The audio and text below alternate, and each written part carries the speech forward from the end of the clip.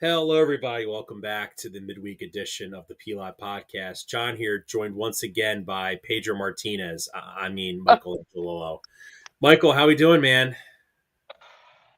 You don't have to answer that. That's a rhetorical question. You don't have to tell me how it is. Just keep going with the intro, man. How are we doing? How are we doing? Well, all right, man. So, listen, Eagles lost Monday. Worst thing maybe ever. Maybe Nah, one of the worst that's things not that's even in ever my happened. top 10 Eagle losses that I've seen. What about regular season losses? It's got Um, to be up there. I'll put to you this way. I saw them lose to the Jamarcus Russell led Raiders. That's definitely in the top 10 because But he's like, considered to be what like the year was worst that? quarterback ever to be drafted in the What first year round, was that though? like 2008. Like a good year? Like that was like we're like, and then they got smoked by the Ravens and they benched McNabb in that game. Like losing to the Jamarcus Russell led Raiders is like you think 9 is bad. Like you think 9 sucks, right? JJ McCarthy is like Tom Brady compared to like Jamarcus Russell. I'm seeing it was 2009. They lost 13-9. God. Zach Miller caught an 86-yard touchdown. That's the only touchdown in the game. Donovan was 22 of 46 for 269 yards, no touchdowns, no picks, took 6 sacks. Um, Westbrook had 6 carries for 50 yards. Shady had 5 carries for 13 yards. Michael Vick had 1 rush for -4 yards. It seems like one of those games that makes vindicates the Andy Reid deniers.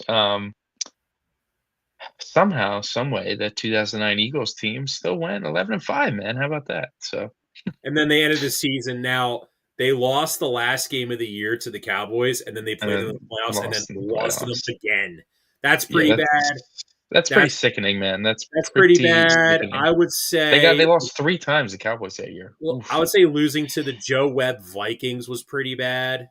Yeah, yeah. I mean, this is I easily would the say them. worst. I would say like from like even like a Jalen Hurts having a bazillion turnovers.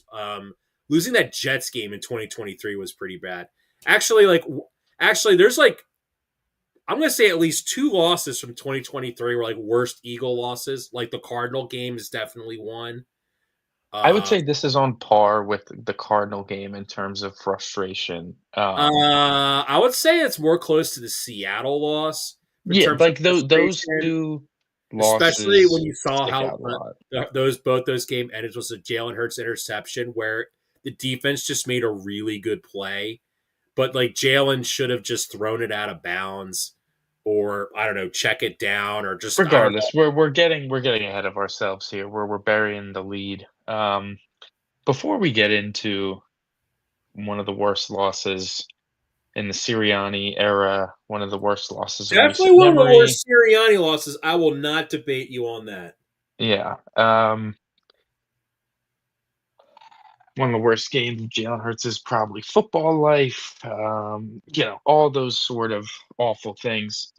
We have baseball news, John. It's been some time at this point since we talked baseball. We're looking at maybe a month around at least, perhaps maybe more since the last time we really talked baseball here, and we have some pretty big news. Now, we've had some flurries of some signings over the handful of weeks since the offseason has begun. Dylan Cease signed a pretty big deal to go to the Toronto Blue Jays, and um, you know Well, the big things move like that's that. going to be expected to happen this offseason is going to be Tariq Skubal most likely getting Sure. traded because the Tigers are cheap. Right, right. So, like, all that being aside, the Philadelphia Phillies retained Kyle Schwarber, 5 years, $150 million, 30 million a year. Um, Outbidding the Cincinnati Reds and the Pittsburgh Pirates, obviously. Which is kind of a joke when you think about it, because the Phillies should be able to outbid those teams. Of course, and they did. They did easily. I mean, the those 2 teams offered contracts that they weren't serious about, like, no reason other than just to say, "Oh, we tried," knowing they weren't ever gonna get get them by not matching the Phillies' offer. But a team did match the Phillies' offer, that being the Baltimore Orioles, matched the exact offer that the Phillies sent Schwarber, and Kyle decided to come back and run it for another 5 years, perhaps the We'll talk rest of about his the career Orioles with in the just a little Phillies. bit, but I want to talk about the Schwarber news. I think a lot of people, the talk around base was the Phillies definitely gave him way too many years. I mean, I it depends. It really depends what you think you're gonna get out of him. I think in a perfect world, the Phillies would have loved to give him 4 years, but he certainly had a lot of leverage to ask for 5, coming off the great season he had, coming off the great seasons he's had since he's gotten here, 186 home runs in, the 4 seasons that he played here, very valuable player, mid-800 OPS, obviously a lot of good playoff moments in there as well. He's earned a nice big contract, big payday, and good for him, he got it, and it's very important. Well, He and not knew. just, yeah, you mentioned leverage. I was talking to some people about who thought it was a lot of money, too many years. And I said, well, look at the leverage he has on the Phillies. I mean, the guy with the next closest amount of home runs is Bryce Harper, who is, trying to be a TikTok star, drinking raw milk. Yeah, I mean, the Phillies The, definitely needed con- the Harper Schwarber. contract does not look like it's aging all that well right now. Well, I mean, that's a whole nother conversation that I don't But I wanna have think that's today, where, like, but If Bryce Harper cracked 40 homers, drove in 110 runs, and then maybe if another hitter, like maybe if Casty wasn't on his way out, let's say Casty was Reds Casty, I don't think Schwarber gets re-signed because you have other options. The Phillies just don't have any options in their entire organization, either be it on the current roster or in their farm system, that could replace the type of production Kyle Schwarber consistently gives you. Like, you shouldn't look at this contract like I'm expecting him to hit 57 home runs again next year. no, Honestly, I'm honestly, expecting good seasons, you're hoping for 40.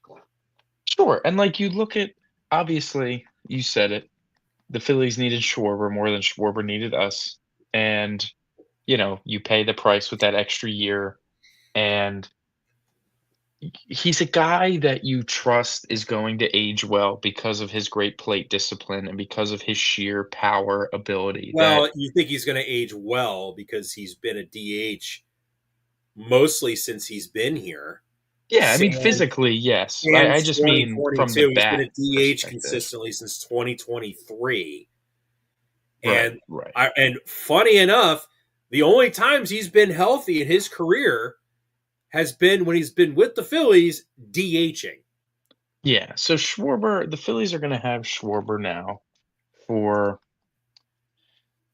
the next 5 years being his age, 30 his age 33, 34, 35, 36, 37 seasons roughly, right? And people may be scared of that. I think a good person to kind of look towards of something similar, not exactly the same. And I know this will be like, oh, but it's David Ortiz. David Ortiz played very well into his mid 30s, I'll say, and even his late 30s a little bit. And I I think like that the I like Schwarber, I've made the Ortiz comp as well. I like yeah, that comp.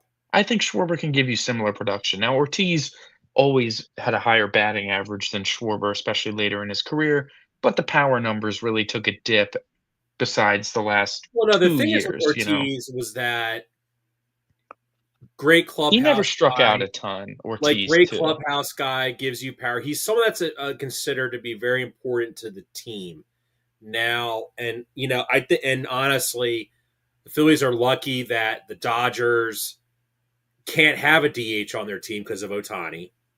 Like, they're kind of locked into that, and the Yankees can't sign a DH because they're stuck with Giancarlo Stanton. And then we know the Boston Red Sox. I mean, the Boston Red Sox, Michael, are just cheapskates. Yeah, I mean, those teams really probably kicked the tires, but didn't really give an effort. So you look at, you know, what Ortiz gave the Red Sox from ages 33 on.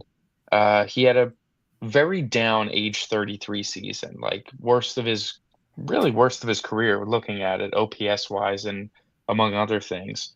Age 34, 899 OPS at 32 home runs. Age 35, had a 953 OPS, 29 home runs. Age 36, he only played 90 games, but had an OPS over 1,000 for 23 home runs. Age 37, 959 OPS, 30 home runs. Age 38, 35 home runs, 873 OPS. Point being, he slugged until he decided to retire. And I think Schwarber can be a very similar style of hitter. The batting average won't be as high, but I do think that he can hit you in 40 home runs the next couple years, and maybe towards the end, still that mid to upper I mean, 30s, but Michael, there's a walking a lot, possibility. getting I on know, base. like I know you're not like a huge counting stats guy, Sure. but like he could hit 500 home runs. Right, absolutely. No, no, no. I mean, I'll give counting stats, home runs, some grace. That's something that I'll give some weight to more so than probably anything else, hitting wise. That is, and 500 home runs is an exclusive club I for sure. I said to my buddy CJ, I said, "Oh my god, he could be like the worst ever 500 home Hmm. run hitter." I will give him the. Didn't Dave Kingman hit 500 home runs? No, he wasn't good enough to hit. No, he sucked, bro. My dad. Kingman. He had 442. It wasn't that far off. How many does Adam Dunn have? I think he has the like most with the lowest, whatever. Adam Dunn is 462. 462. So, I mean Schwarber's better than Adam Dunn, man. I'm sorry, he yes, is. absolutely. And Schwarber's got 340. I mean, not saying he's going to hit 60 home runs next year, but we're looking at very early on. I mean, obviously there's a strike, I whatever, mean, but great postseason stats too. he's building himself a case. He's building himself a I mean, case to be look, enshrined. we don't have to listen to like, oh my god, dude, can you imagine in the summer like the Eagles just have an awful off season and like the Flyers like choke and don't make the playoffs and the whole season was a waste. The Sixers, whatever, and then like you had to listen in like July, you know, please welcome back to Philadelphia outfielder Kyle Schwarber, and Yeah, he's wearing a freaking Reds jersey, like a Reds Orioles uniform. Right, jersey. right, right, right. It would have been pretty miserable. So they did the right thing. They did what they had to do. Obviously, there's a lot more things to be done. Um, we'll see how those roll Well, in over the next few weeks. there's But another Phillies move that what they did today, which was highly intriguing. oh, okay, we could talk about that too. So they Rule 5 draft was today, and they actually lost. We'll start with this. They lost Griff McGarry in the Rule 5 draft to the Nationals, but they did acquire another pitcher who kind of profiles very similarly to McGarry, so it's really not the end of the world. However, they did make a trade. A guy that was put on waivers by the Tampa Bay Rays. They sent over a low-level prospect and got got a guy. The Phillies acquired. Let me pull up stuff here. Yoniel Correct, I will say for now until we actually hear it. Right-handed pitching prospect. Um, intriguing player. 23 years old. Was supposed to be like was a top raised prospect that they had hesitations with due to their excuse me, due to their lack of or due to his lack of command. The stuff is really intriguing and something that can potentially be Caleb Cotham's little dream project. He slots in as the 24th highest rated prospect in the Phillies system. So obviously nothing too spectacular, but he has stuff that, we've seen Cotham turn worse into more effective pitchers. I'll say that. And it feels like that could be something that works out. It could end up just being Junior Marte again, but it could also turn out to be like your new Jose Alvarado project or something similar to that. Your new Jeff Hoffman project maybe is a little more of a comparable or accurate comparison. But it's an intriguing thing. They profile him to go to the bullpen, and we know that this team could use just kind of any other bullpen depth. You have Duran, and it seems like they're going to still have at least Kerkering. But there's some other guys that are floating around in trade conversations, so this could be a nice little low risk, high reward solution to help out some of that bullpen. The Phillies losing McGarry is kind of interesting because like 2-3 years ago he was considered to be He was one of the next guys. like the second best guy behind Andrew Painter. Yeah, yeah. It was. I mean, it was thinking like a three-headed monster of Painter, Abel, and Oh, he's like 26 McGarry. years old. I kind of forgot how old he That's what I'm was. saying. Like the Phillies essentially they lost McGarry and then acquired another guy, and they're both in their mid-20s. So like Well, that's why no, it's not so like totally panic stricken at the moment. Corrette, Not he's like correct. I'm not 20. talking about correct. I'm talking about the other guy they got in this Rule 5 Oh, draft. McCambly. Oh man. Oh, that's Yeah. just. Well, that's what I'm saying. Like correct isn't the replacement per se. It's the replacement is more the guy they got in the Rule 5 draft. But yeah, I mean, it was an eventful day for the Phillies, that's for sure. The last couple days. So there were other baseball moves though that occurred, and very soon after Kyle Schwarber signed yesterday, the Los Angeles Dodgers announced the signing 3 years, $69 million to now former Mets closer Edwin Diaz. Yeah, Uncle Pretty Stevie's substantial.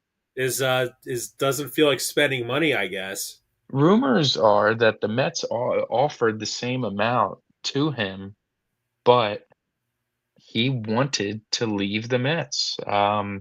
Story about how Wow. Adam Ottavino had issues with how Carlos Mendoza managed the bullpen and utilized the guys or maybe overused, whatever, and had a pretty like serious heart to heart with essentially the entire Mets pitching staff or anybody he could get his hands on, and really urged them to do what they view as best for their career.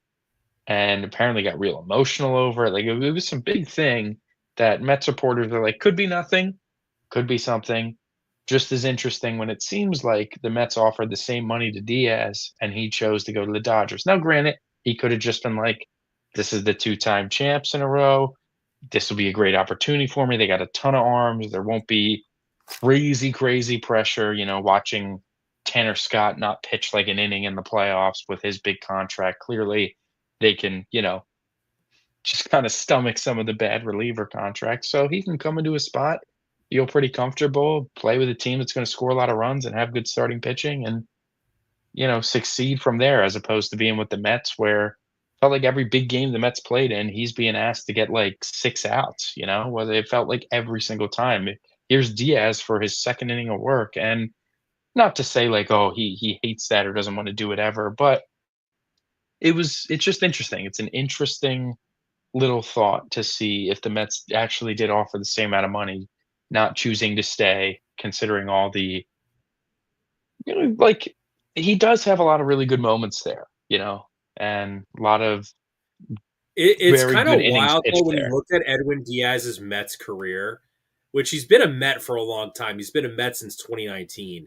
18, Where okay. when he's like on, he's the best He's one of the closer best in relievers. base. Yeah, yeah, One of the yeah, best relievers. When he's not, he's bleh. right.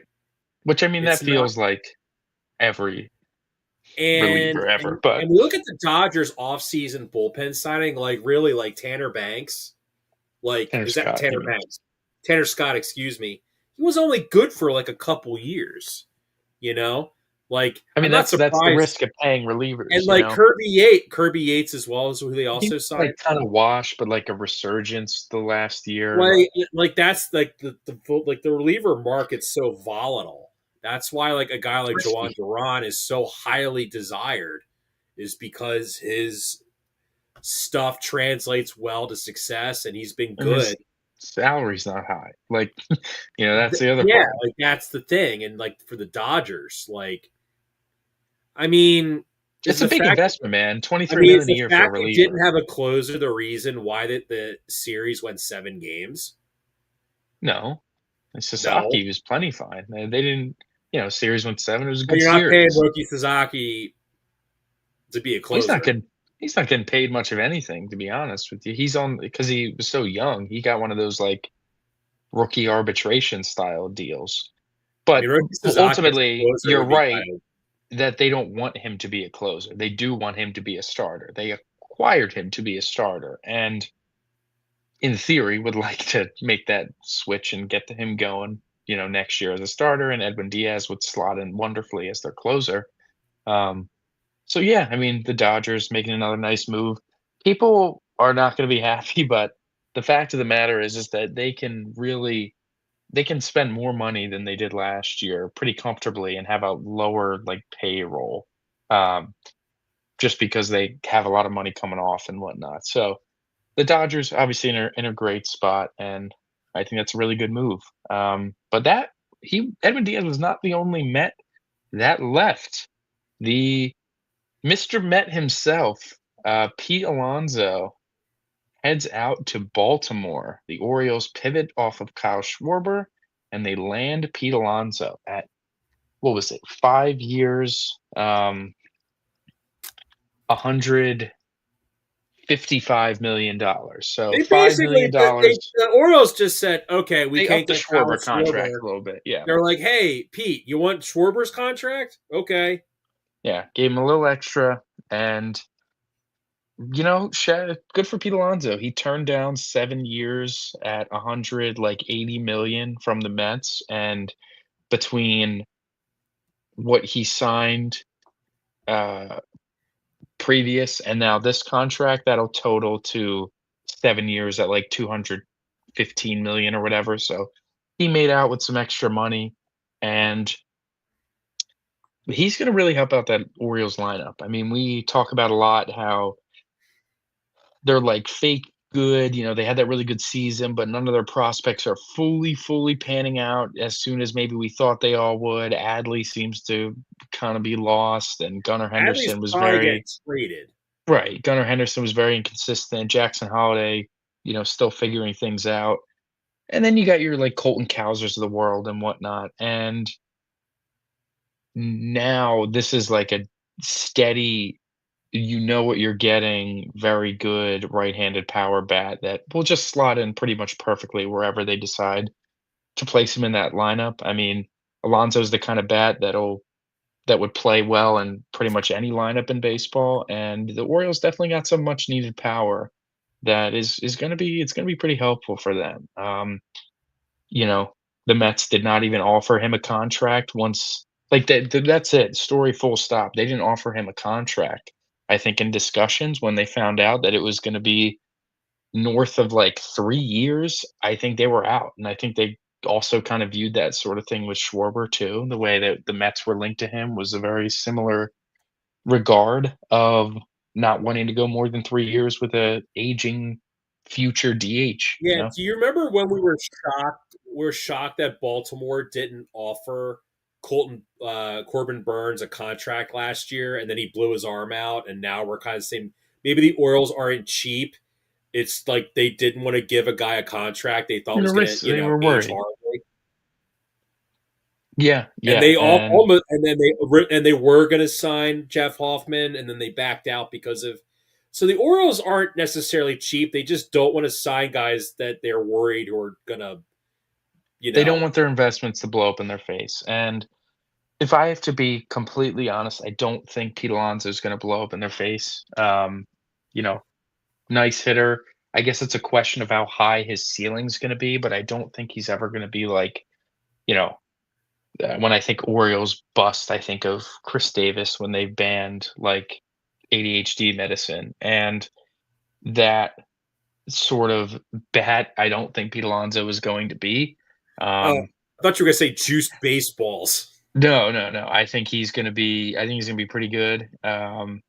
He's gonna be great protection for Gunner, and or Holiday, however they decide to shake out their lineup, I think he's gonna fit in really nicely. You know, gonna be your consistent 30 to 40 home run Well, hitter dude, and the Orioles, like, playing all hitting right first wise, base. they're gonna score, I think, a lot of runs. They're a strong bounce back candidate to score a lot of runs. I mean, like you have Colton Cowser, Tyler O'Neill, Ryan O'Hearn, Gunnar Henderson. They may have the best infield in baseball. In other words, you're going to have Alonso at first, Jackson Holiday at second, Jordan Westberg at third, Gunnar Henderson at shortstop. If they all can get back to their form and Holiday really steps And I up and don't improves a think little they're bit. done at adding pieces. Like we were That's talking reports about, say they're not done at adding pieces. They're gonna and keep like pushing. because remember we discussed, like I saw something wild though where someone threw out like a hypothetical where they were like the Phillies would trade Luzardo to the Orioles for like Westberg. That was a hypothetical trade someone came Ugh, up with. man, I'm not trading Luzardo, man. Well, if Ranger Suarez is going to resign here, then you're definitely not trading Luzardo. Right, right, right. So yeah, no, that'd be interesting. There's the stove's hot. Stove heated up, for sure within the first few days this week, the winter My thing though meetings. with the Phillies, like obviously, I think JT's coming back. I mean, do you feel like the Phillies are just done making major moves at that point? I think they're gonna try to reshape some things. I do think that I've a hard like Castellanos is definitely not gonna be on the team. Like they've all but confirmed that Like, are they going with to what they've engage? said. I guess what I'm saying is they're going to cut Casty, right? He's going to get released, They're or trying to trade him. If not, they'll cut him. Yeah. they'll cut him. So, like, you're right. I mean, do you re-sign Bader and then like? I don't think they're re-signing Bader. I don't think so Um, either. and I think they'd be right to do that. I don't know how well he's gonna He kind produce. of. I think Bader is a good fourth outfielder, but he's not going to sign somewhere to be a fourth No, outfielder. he's gonna get paid. He's gonna get a nice little Like he's payday gonna, for his like time with the Phillies. if the Pirates are willing to spend money on Kyle Schwarber, then they could throw out like 3 years, 40 million at Bader. Something like that, sure.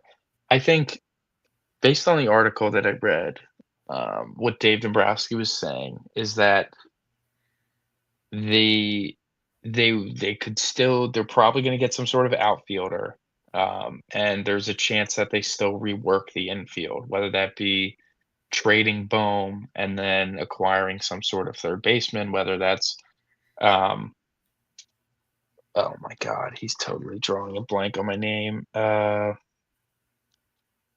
Okamoto from Japan, the third baseman, that would be lovely as a 30-year-old. Um, or, I don't think they're gonna go crazy for someone like Bregman, but there's, a lot of rumblings out there about potential trades. If Um, it feels like Murakami is just going to be a very bad investment. I mean, he feels like a Met, I'll be honest. He 1,000% feels like a Met. Why? Because he's going to not hit major league fastballs. I mean, This is a fact. He even can't hit major league if fastballs. he's good or bad, regardless of how he actually produces, it just feels like the Mets weren't gonna miss out on Schwarber, let Alonso walk, and not get some sort of big bat to play a corner infield slash DH. Obviously, I think long term they Like want to put who? Soto as a DH, like Murakami. Like that's gonna be a big investment there. You're That's letting just my Mr. Met guess. go to sign a complete unknown. Yes, This yes, is not exactly. like Otani. This is like I mean, Michael, what's he hit it 173 against like pitches, fastballs that are over 94 miles an hour? Something like that. It That's there bad. You want to there's know why red that's bad? flags. There are red flags, but maybe they view that he's only 25 or 24 years old, and can work with that and hopefully he gets better at it. I don't know. Um, but that's just the vibe that I'm at. The Phillies, no one ever wants to hear it, but it is true to an extent that they did win a lot of games last year, and it was off the back of the pitching. And not saying they're going to run it back completely, because I don't. I do think there is going to be at least one substantial everyday player that is different, whether that be Bohm or like Stott or some. I have a feeling. I'm not. I can't say for certain, but we will be seeing. And Okamoto feels like what they want Sosa to be, which is like third base, I mean, if left field, right field. Okamoto is just like way better than that, though. Unfortunately, like Okamoto is, um, 992 OPS last year. To me, and he got hurt, so he only played 77 games. Previous year, 863 OPS in 143 games. Previous year, 958 OPS in 140 games. So, I mean, he's going to be a good player. I would like to think. He grades better against higher velocity. He can play, a handful of other positions. He does have pop. He was on pace for over 30 home runs. So yeah, we'll see. Okamoto would be a dream for me, honestly. It'd be a very nice fit, but depends how much money he's going to end up getting. But they've been all over it. There's also that other pitcher from Japan, Amai, that they've been linked to a lot and are probably would be pretty intrigued to get. But again, that's another. There's a lot that still needs to fall. There's a lot of pieces The that still Phillies need to have fall really into pushed place. hard to dabble in The Japanese market, absolutely, yeah. Nippon Baseball Hmm. League. I forgot Association League. They've really been trying to dabble with, but like just losing out to the Dodgers every time. But now, but Hmm. I kind of, dude, I just kind of, I don't know. Like I don't think they're doing it just for the the Phillies sake of aren't a doing great it. sell for Japanese players. Like what benefit do they get besides like money? I mean, I don't know. The Phillies are good. They don't stink. They develop pitchers well. They offered Yamamoto more than the Dodgers. The pitcher Amai said he doesn't want to go somewhere where there's Japanese players because he wants like the challenge or whatever. That guy feels like a nut job. Feels like a nice guy. I'd want on my Could team. you The whole imagine if we reason, dude, sign the him? whole reason he's coming here is because he's sick of pitching in Japan, where all the hitters just foul off a bunch of pitches. He wants to go power against power and strike some more guys out. Could you imagine if we sign this guy and he's like, I don't want to be on the Dodgers because I don't want to be like basically I don't want to be like a loser like my other teammates I mean, are. that's what he said. He said, Could like, you I want imagine to if he beat the said that in his Dodgers. presser? Like we'd be like, yeah, I'm telling you, we're it's gonna love it's this guy. he's gonna say that wherever he ends up, and people are gonna be like, "Damn, I wish I had him." So He's gonna be like the Baker Mayfield of Major League Baseball. People are gonna unusually like he's him. gonna be a lot better than whatever the hell Baker Mayfield is. I can't wait. I can't wait to talk about that later. I'm so So excited. let's get into football. We brought it up a We little bit not. earlier. We'll make this quick. Eagles lose to the Chargers, and one of the most frustrating losses, I think. Because while the scheme and the play calling and play design was still had its issues, it is you can't say you without lying, like, that there wasn't actual strides being made in it as well. They It did a lot definitely of took things it. that were So encouraging. it definitely took a step in the right direction.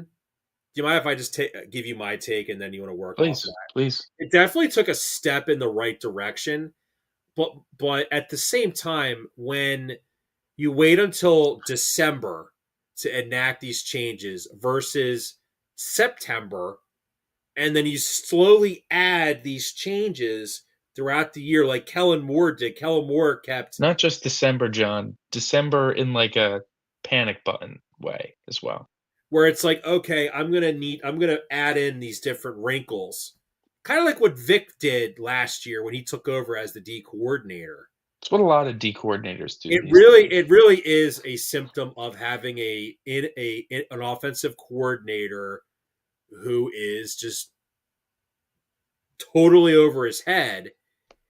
And I would dare to say, unlike Brian Johnson, I think because the Eagles won the Super Bowl last year, I think he just assumed his contributions were, in his mind, I'm talking about Kevin Patullo, were way more than what actually transpired, to the point where players dislike him. Players don't want to take any accountability. Sorry, let me rephrase that. I feel like when we had the 2023 collapse, the players were like, we still like Coach Nick. It was just, Brian was probably just not up to the challenge. It was too much for him to do. Now it just makes me think, because Patullo's like Nick Sirianni's best friend, that unlike Brian Johnson, Sirianni's going to get some of the residual heat for putting his buddy in there and alienating some players. Like you heard AJ Brown stick up for Jalen Hurts this week. Like a lot of people just thought that the relationship there was broken. They don't get along. Now to me, it's like you've upset your star wide receiver. Your franchise quarterback is trying to make these changes work. He's trying to do what he's being told, but it's literally you're handcuffing your best player. I'm not, and honestly, Michael too, like I'm saying this big picture, like AJ Brown dogged a couple routes, had some bad drops. Jalen Hurts had some really bad throws that resulted in interceptions. You know, I'm not saying like this is 100%, like, I'm not trying to do like a WIP hot take, throw in Tanner McKee, because realistically, Michael, what the hell is Tanner McKee going to do having to throw in the same tight windows, not having any yak, not getting Yeah, anything? yeah. Like, I what is mean, he supposed to do? right, right. You know, like Jalen Hurts is near the top of the league of throwing in tight windows, because that's what the schemes are being called, because they don't know how to beat zone defense, and they're last in the NFL in yak. Yeah, I mean, there's a lot of issues still. There was a huge play disparity in terms of success rate from under center versus shotgun on Monday. They were significantly better, both running and passing the ball out of under center, um, versus out of shotgun, and they just kind of didn't run things under center towards the end of the game there when they really could have. All that being said, the same issues are still kind of showing up where good things do happen and then there's a bad penalty and then they can't, get out of their own way. And those sort of things are still frustrating. The offensive line is still far from itself, although it did look better than it has in a while. It's looked as good as it has in quite some time. Not that it was great, but they remembered that they could call running plays where you just have the interior guys double teaming the D tackles, and wow, shocker, you get them blown back like 4 yards off the ball, and Saquon's got some room to run, and he had his best running day since the Giants game, he had his long touchdown run, Against a good defense. he was averaging 5 yards a carry, um, out of under center runs if you remove the touchdown. It was 10 yards a carry if you keep in the touchdown. You take it away because it was a big play, little gimmicky. He was still averaging over 5 yards a carry and was averaging just 2 yards a carry at a shotgun run. So little things like that are very annoying. And obviously, this late in the year, it's annoying that you still really haven't fully figured out just kind of doing what works. All that to be said, the game that was called on Monday night was far, far plenty enough to actually win the game. And ultimately, your loss falls on the back of your players. Your players really let you down in that game on Monday. I mean, you texted me too. It gets to a point players just got to take the blame because that's a fucking disaster, and it was. Jalen played pretty horribly. He made some really nice throws, but he also made some horrendous throws, and also made some not even just the interceptions either, like, just missed a couple guys that were open, throwing it high or not throwing it at all, and just frustrating there. AJ Brown also, for every really nice play that he had 4 drops, like, one of which leading to an interception, one of which being what probably would have been a game-winning touchdown, um, one of which that would have been a hell of a first play to start the game, and one of which that he really didn't give max effort on in overtime and just kind of flung his one hand out there. And it's like, you make one of those plays, you probably are in a hell of a lot of better position to win the game. You can deal you can deal with a, a, um to not swear, you can deal with a mess up at the end of a game when it comes off the back of a good game. If Jalen was playing really well all game and you're tight and you're in overtime and he throws that interception, it's like, shit happens. Happens. It is what it is. If AJ Brown was cooking all game and has a drop in overtime that kills you, really annoying, but it happens. Think of the Devontae Smith drop against Washington last year with Kenny Pickett, where, everything was going great, and then he drops what would have been the game clinching play, and the Eagles end up losing after that. You remember. And those things are very annoying, very angering, but a lot more acceptable than when your two of your biggest stars make 4, 5, 6, 7, 8 mistakes in a game. It becomes a lot more frustrating and a lot more indefensible.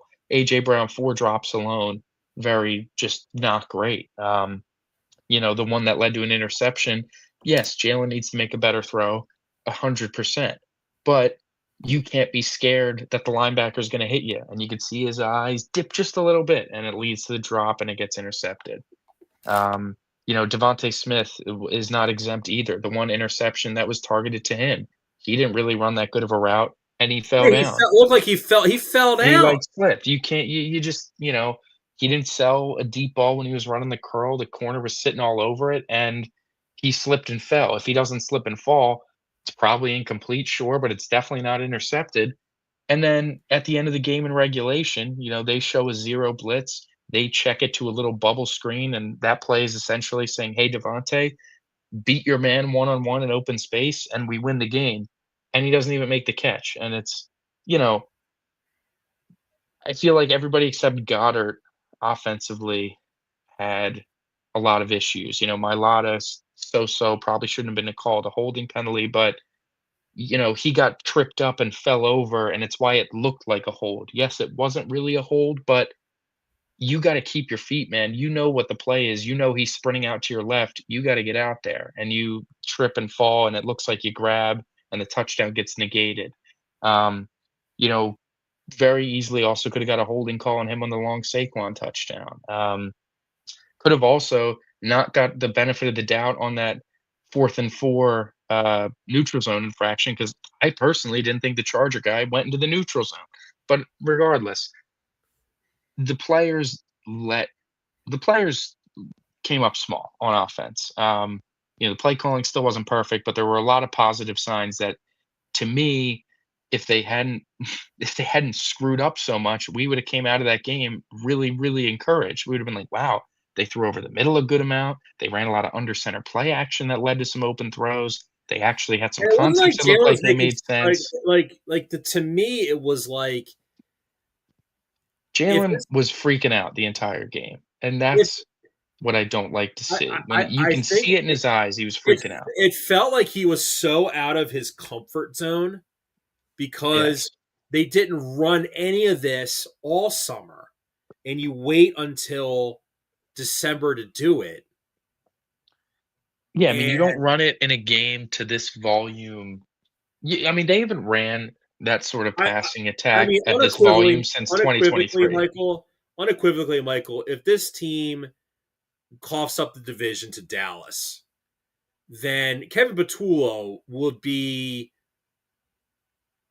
the fastest fired offensive coordinator in the history of the I mean, NFL. I'll be honest, if they blow the division, the coach is getting fired.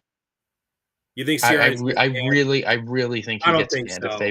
if they choke the division after being 8-2. I mean, and he didn't finish, fire because him. if they choke the division, Because he it's did going to because he look didn't like fire finishing him in 10-7. 2023, and he won the Super Bowl the following year. I mean, this is my The thing though. players stuck their neck out after 2023. I don't think the players are sticking their neck out this time around. I mean, you start the year 8-2 and you finish, the way they lose the division is they finish the year 2-2 and the Cowboys win out. Not impossible, by the way. And if that happens, you start the year 8-2, you finish the year 10-7. That's pitiful.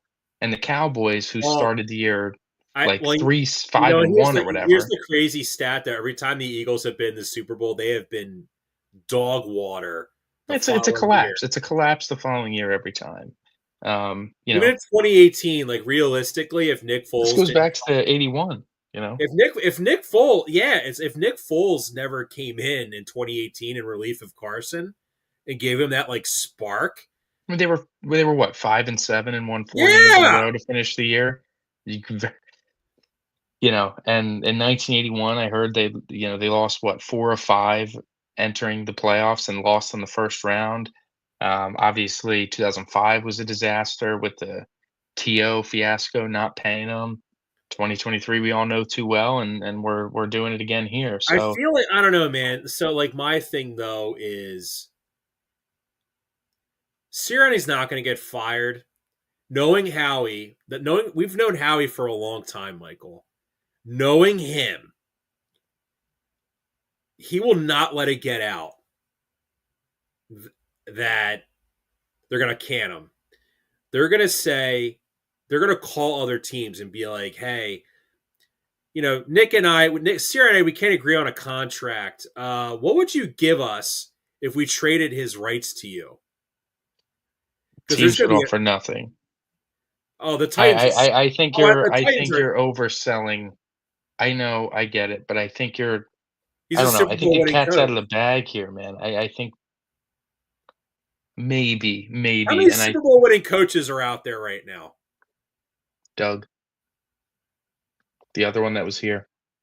And what? John Gruden. Oh, John Gruden's suing the NFL, so he can't. I mean, He's a the star. other one that was here, that couldn't last 2 years in his new job.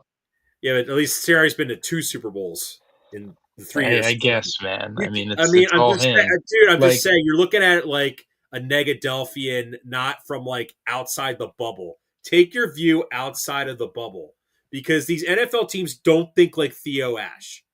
I mean, Like we like see it like though, and I NFL think it's executives when like NFL like if you're an NFL executive and like your son shows you a Theo Ash video, they're gonna look at Theo with all of his pimples and they're gonna laugh at him, whether yeah. he's I mean, right or wrong. Like that, they don't think like yeah, but I think they do to an extent. Like, I think people know. Like, it's too much of a national talking point, even on TV at this point, that the argument you to don't think he there's gonna be struggles is one that he just NFL wins. executive that thinks so low of Jalen Hurts. They're gonna think the opposite and think, oh well, Jalen Hurts with blah, blah, I don't like Jalen Hurts at I mean, look at all. the coaches that get traded. Sean Payton gets traded.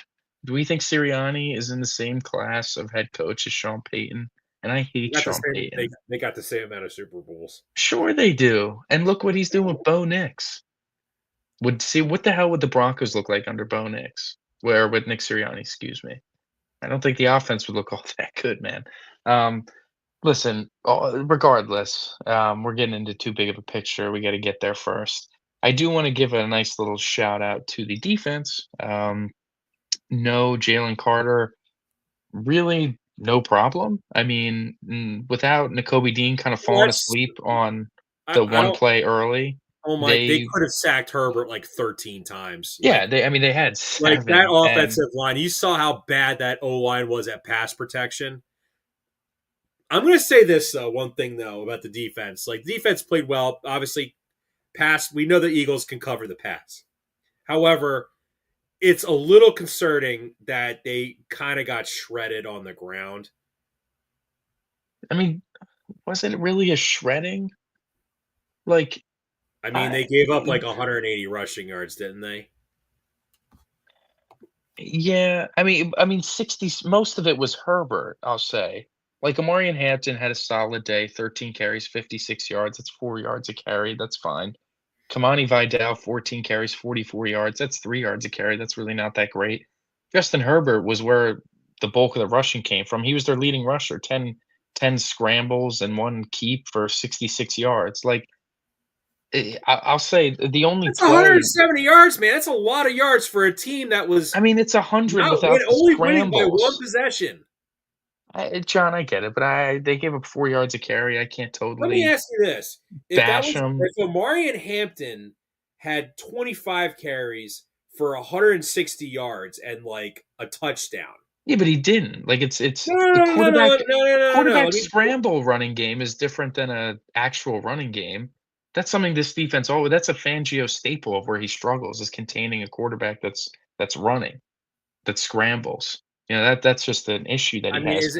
I'll say this, is it if sad that Nakobe this Dean. is Justin? Is it sad that Justin Herbert's signature career win is beating like a mid collapse Eagle team at I mean, home? if people are calling this his career win where he just didn't throw the ball well, then they have issues, but the defense was Nakobe Dean kind of falling asleep at the wheel on a Kamani Vidal check down away from pitching a shutout, essentially. Like, you look at the receiving totals from the Chargers. Kamani Vidal, 1 catch for 60 yards. Keenan Allen, 3 catches, 22 yards. Trey Harris, 1 catch, 18 yards. Ladd McConkey, 1 catch, 12 yards. Omarion Hampton, 2 catches, 11 yards. Quentin Johnston, 2 catches, 8 yards. Aronde Gadsden, 1 catch, 7 yards. Will Dissly, 1 catch, 1 yard.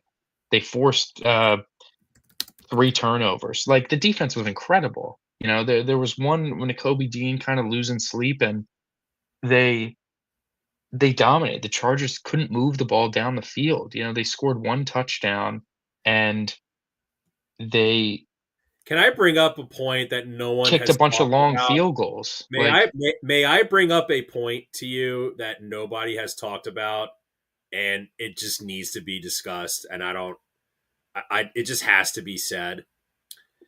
So yeah, Jake Elliott missed that 48-yard field goal. Would you like to know Jake Elliott's numbers kicking field goals, percentage wise, and where he ranks in field goal percentage? it's not good, John. He ranks 35th in the NFL. That is not good, John. I And will say, I'm gonna give him the excuse. I will. I'm gonna give it to him that early in the season, he didn't miss a thing. The long snapper, Charlie Hewlett, gets hurt. They bring in, uh, name escaping me, other long snapper, um, Cal Adamitis, and notably was the long snapper for the Bengals when Evan McPherson struggled all season. And he comes in, and all of a sudden, Jake Elliott's missing kicks. I would not be shocked if he isn't really missing kicks the rest of the year. Granted, he's got to make them. It's really on the kicker, sure. But I think there's a level of intricacy of the kicking game that us fans don't really understand because I it agree. hasn't been broken into yet. And I think that the long snapper is a lot more important than just the formality of, just get it back there nowadays. And I Well, think you there's saw how something long to the that. Eagles would employ long snappers for. Yeah. So we'll see how Elliott looks the rest of the year now that I guess is Hewlett's got to be back then, right? If they, yeah, they opened up the practice window. So he's going to be back, and Adamitis is gone. So if Elliott still struggles, then we can really open up that conversation. But if he starts making kicks all over the place again, I'm going to be really pissed that a long snapper like kind of sunk part of the Cost them a season game. a little bit, like multiple games, really. You can look at the Cowboy game too as something that maybe ends a little differently if Jake makes his field goal. These are indoor kicks. Well, not just and not just that too. You saw like basically Cameron Dicker was perfect. Jake Elliott missed like wasn't a chip Motherfucker, shot, Cameron Dicker. A 48 yarder. I mean, you got to make it. There's no in a dome. It's that needs to be like a free throw. and And it's not like Jake was like playing at a Pro Bowl level. He missed this one kick, and we're like, oh, Jake Elliott. no, he's been struggling. So yeah, like Can I? I want to share it's one last Eagle everybody. point. I want to share one last Eagle point with you, and I want to hear your thoughts, and then we can kind of move on to the rest of these games and pick Thursday night because we got to get moving here. Yeah. You ever notice whenever Howie just doesn't make any offseason moves, the team just blows that year? Like big ones, like of an off-season move of note. Well, like 2018, they didn't make any moves because they re-signed guys from the Super Bowl team. Hmm. 2019, they really just didn't make any moves. Now I know 2020 they made moves, but they had the horrible death I mean, season, they had been drafting poorly at that point for a year or two, right? But you then know? like, but then the 2020, like we added Slay and Hargrave in 2020. They also signed like Malik Jackson, and then the year before they signed Deshaun Jackson. But like when I say moves, I mean like big AJ moves. Brown, like, Saquon, Saquon, getting I mean, it's Hassan also Reddick. taking your shots and hitting them, like, Zach Bond working out really well. They've been drafting a lot better. Like, that's the big thing too. Jahad Campbell came in, was having a really nice season, um, and just kinda lost the spots into Kobe Dean, not really at the fault of his own, and, like, Andrew Makuba was having, like, an up and down season, very similar to what you got out of CJ, GJ, It's and then not he good gets that hurt. Marcus Epps just looks like Brian Dawkins compared to Sidney Marcus Britt. Epps is so much better than Sidney Brown. But, John, you're right. Like, last year, their big move obviously was Saquon, but then they got, like, 2 all-pro caliber players from the draft with Quinyon Mitchell and Cooper DeJean. And this year, Jalen Phillips has been great as a trade deadline acquisition, but, like, entering the season, your biggest 2 different players were, like, 3, I guess you can chalk it to, of Steen playing, every day or every week, whatever, um, Jahad Campbell and Andrew Makuba. And, Makuba and Campbell just aren't playing anymore for different reasons. Campbell not as bad as Makuba being hurt, but you're right. It is very, very similar of a team. And it's not to say that's like direct correlation, but it does feel like there's some sort of meddling that goes there when they get super content with the roster is when things maybe go awry. So, we're probably gonna get some sort of shakeup next year. I hope Like it's I think, not like too drastic, honestly, but and I think we are going to get a shakeup, and because I think Howie, I think the offensive line is gonna get shaken up a little bit. I agree. I think I would. It's tough Yeah. because they have a lot of locked up guys. You really can't it's really the only guy you can easily change out is like Steen or Lane Johnson barring retirement. Like You're Jurgens is locked up, Dickerson's locked up. You're not moving any of those guys or anything unless they trade like Cam Jurgens for as an example. But yeah, so the Eagles lost a brutal one. Um, On to the Raiders. Hopefully they don't disappoint. But we do have some other games to talk about. Not going to talk about all of them because that would take too long and some of them sucked. But there were some pretty notable ones. The first one that was notable, Colts Jags. Now we've talked about how the Colts they were staring down the barrel of a real tough end of season schedule, and they had already lost a couple big games prior to the Texans and to the Chiefs, and it felt like things were slipping away. But a big win against the Jags could really turn things around. And not only were they kind of getting dominated anyways, and Daniel Jones was struggling, and he had his fracture in his leg but then Daniel Jones goes and pops his Achilles. He tears his Achilles and is Well, out for the he's playing with a season broken left leg, and he to overcompensate, he blows yeah, his Achilles. on his right leg. Yeah. Yeah. Pretty bizarre stuff. And I guess quickly we'll shout out the Jags that they're playing much better football. Got to give Liam Cohen a lot of credit. They came off that huge choke job loss to the Texans, and it felt like, okay, Jags are cooked. And they've won 4 in Yeah, a remember row, when and I they've won 4 literally good wins in outlined a like row. every reason why the Jags should win, and like a dummy, I still picked the Colts. Yeah.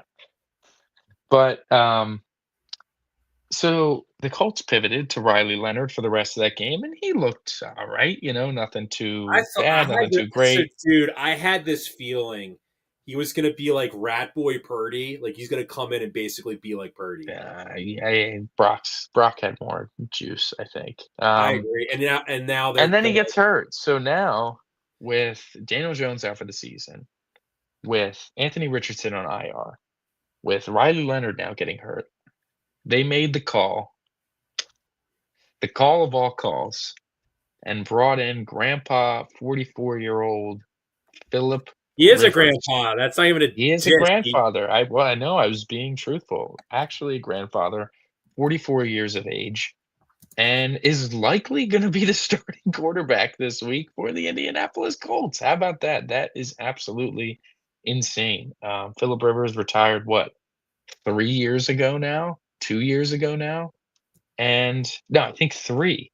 And he's going to be their guy. He is their do you starter. think the Bengals? Do you think the Bengals wish the trade deadline was still available because they probably could get a draft pick for Joe Flacco right now? I mean, yeah, they're taking a page right out of the Browns of 2023's playbook of, you know what? Let's call this geezer off the couch and see what he's got. Maybe he's got some juice. 4 games and making the playoffs, and Philip Rivers, you're getting the comeback player of the year award, buddy. So this could be something crazy. This could be just disappointing, which we all think it probably will be. Um, they play the Seahawks this week, which doesn't feel like a great matchup for a 44-year-old I'm man. reading about Richardson's injury, and Mhm. Steichen kind of makes it sound like he would rather play 44-year-old Rivers and Riley Leonard than bring rush back Anthony Richardson. Like Anthony Richardson is like working out in the weight room. Right. Yeah, I mean, he does have the orbital issue. I don't know. I don't think they think super highly of And Richardson their fans want to either. fire Steichen. That's the hilarious part. Yeah, which, like, I can't really see. I'll be honest, I haven't seen that from actual Colts fans. I can't fathom them actually. I mean, how is this his fault? I don't know. Like, Well, you're talking about people that were spoiled with Peyton Manning for over a decade, I and mean, Andrew Luck, but so like, is it Steichen's fault? I think their complaints are, oh well, if we would have just ran Jonathan Taylor more, like, bro, you're down three I mean, your possessions. quarterback was playing with a broken leg. Like, you can only do so much with Daniel Jones, and he did a hell of a lot with him. But Yeah, yeah, so Colts seem like they're truthfully, cooked. if Steichen gets fired, like if you're Howie, do you just like we're gonna make you the highest paid offensive coordinator of football? Mhm, Fix this mess. yeah, or head coach. But Uh, I'm noticing. So let's talk about Saints Bucks. I'm going to bring in. I'm going to make a salient point. Well, no, that's okay, not it. No, no, no. We'll do about the. Well, I have a point about retread coaches. We'll talk about that point on the Thursday night game. But let's just go. Sorry, I apologize. Let's do that's all Bears right. Packers. That's all right. Bears Packers. This was a big one. This was a really good game. The Green Bay Packers defeated the Chicago Bears 28-21. The Bears went back to the same play that was the dagger touchdown against the Eagles, and Packers were ready for it. Great play by I don't think it was McKinney. I can't remember who made the actual interception, but really nice play there. Caleb probably threw it just a hair too late, and they intercepted him and ended the game. Interesting to look at both of these teams. To look at the Bears first, they, I think, are in a really, really nice spot of their rebuild, obviously. But they invested a lot into their foundational pieces of their offense, really, with Ben Johnson, with Caleb Williams, with Colston Loveland, Roma Dunze, and they built out nicely their, part of their offensive line. And they're able to run the ball really well, even with running back room that like isn't super inspiring. As the years come, Caleb's got to get better. Ben Johnson's going to learn some more as a head coach, and you'll improve the running back room a little bit. And Roma Dunze should get better, and Colston Loveland should get better. And the Bears are in a very good spot to be scary within the next couple years. Absolutely, they got to obviously build out that defense and keep developing the offense. And at this point, for where they're at developmentally, they can kinda just it's almost like a cheese in Madden where they can just run the ball and then run bootlegs with Caleb Williams at will. And when he gets out of the pocket, first of all, every time I watch him, I'm like, God, he is so much faster than I thought he was. He is really, really fast. And when he gets outside that pocket, his arm strength and accuracy seem to get a lot better. He reminds me a And lot of Josh Allen. I almost just said Josh, like friggin' Tony Romo, yeah, I mean, it's similar, young Josh for sure. but with But better he tools. makes some ridiculously difficult throws when he gets out of the pocket, throws and ropes right at dudes' hands in tight windows, and his legs are just such a threat that it Yeah, if is I'm a true when you Vikings think fan about right it. now, I'm gonna be screaming into my pillow every Sunday because you have 9, and then they Yeah, have yeah, like look at and that. yeah, and when you play the Bears, and I feel like we're gonna see this even more as like, oh, this is, this is the thing about the Bears, what makes them so scary is the way they run the ball and the way they have Caleb on the perimeter and using his legs. It has to suck to play defense against them just because you have to be running all the time. You are gassed. You are chasing Caleb around. By the time you get to the fourth quarter, they seem like a team that can put up a lot of points in there because defenses are just going to be straight up exhausted by the time the game's rolling down to an end. It's going to be hard. They're going to have a lot of those come from behind victories. They're going to have a lot of those big fourth quarter comebacks where they put up a lot of points. They're going to have a lot of those. Well, it was a close game through three quarters, and then all of a sudden they put up, 21 points in the fourth. And I just I projecting, I think the do think only the thing Bears that get can hold this big Bears beat team soon. back, Michael, is gonna be the synergy between. Yeah, you like that? You like that word? The Yeah. synergy between Ben Johnson and Ryan Poles, because I feel like Ben Johnson's a great coach and Ryan Poles is a moron. Where if you look at the Lions, Brad Holmes is an elite general manager, great at drafting, very good with their free agent signings. Dan Campbell's a total meathead. Yeah. So, Yeah. but like they work well together. Where you look at a Ben Johnson, like Ben Johnson stood up Josh Harris going to be on his team. Like Ben Johnson, like you get the vibe from He's Dan got some Campbell, strong arrogance to him, Ben Johnson. where Ben Johnson could literally tell the Bears, if you don't get rid of this moron and let me bring in one of my guys to be a GM, then like I don't want to coach here anymore. Trade me somewhere. Yeah. Trade me to the. And, like, I listen, I don't think he would do that, but he definitely has the I think he's gonna if it gets to a point where the offense is really, like, fleshed out and they develop the guys and they're playing really, really He's well like and they Josh McDaniels if he was like good at what he right. does. If the offense is cooking in, like, the next 2 years and the defense keeps selling them and it's because they're drafting poorly and they're making bad free agent acquisitions, I think he'll make the call upstairs, be like, "Listen, dude, we gotta do something about this guy because I got the offense. I can pick it out. I can figure it out. I have these guys. I need someone to be able to adequately acquire defensive talent because we have a Super Bowl offense and our defense is What if terrible." he goes to Ryan Poles on draft day? He's like, dude, I really want Jeremiah Love. I said, we'll be the Bears offense on steroids. Or no, we would be the Lions offense on steroids if we had Jeremiah Love on our team to be Maybe. in the Jameer Gibbs role. Like, yeah, there's absolutely a FYI, possibility. Jeremiah Love on like CBS's Sports or I forget which site right now, like the way too early draft rankings. He is the number one prospect, and he will not go number one overall. I will No, he's a running back, guarantee and you that. I mean, that'll change. I feel like this time of year, it's always whoever's, like, in the Heisman running is number 1, and then it's like it turns into something else. But no, I hear you.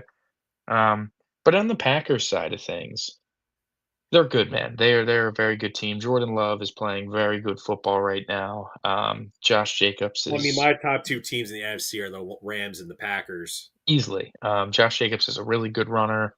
He is just so deceptively elusive for being such a strong runner, and Christian Watson is really ascending.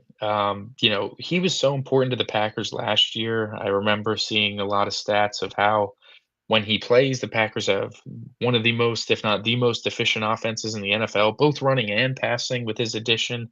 And when he's out of the game, the offense kind of falls off and it's not that great. And he got back from injury and he's been just awesome for them.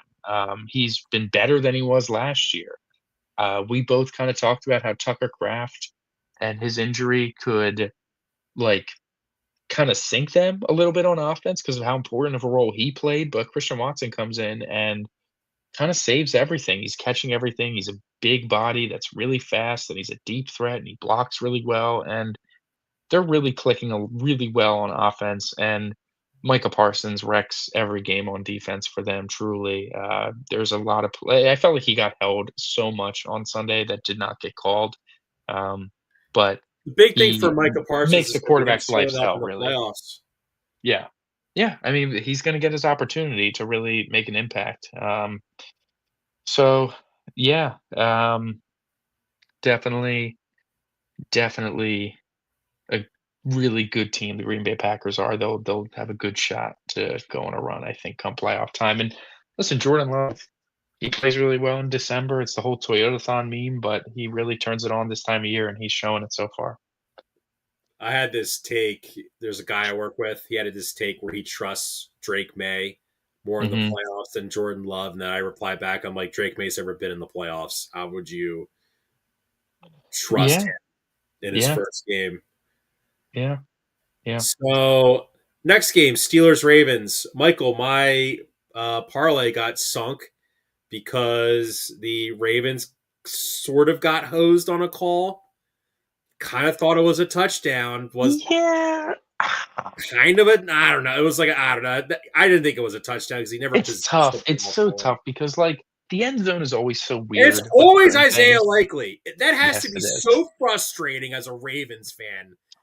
If Isaiah Likely future Eagle, but um, Yeah, they thought so if highly that of happened Isaiah on the Likely they re-signed Mark Andrews. if that happened on the 40-yard line, what do you think's happening? Is that a fumble or an incompletion? It's a